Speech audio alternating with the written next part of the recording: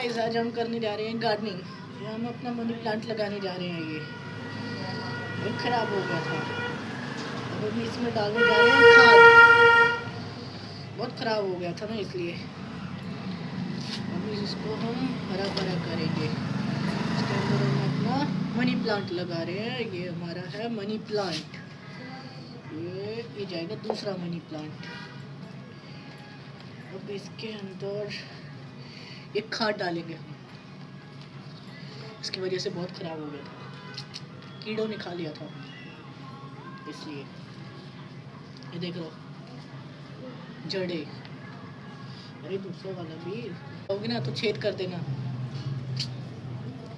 डब्बे में, वरना फिर ऐसे ख़राब हो जाएगा, उसको सांस भी नहीं मिलेगी। ऑक्सीजन सिलेंडर लगाना पड़ेगा, ठीक है। पैसा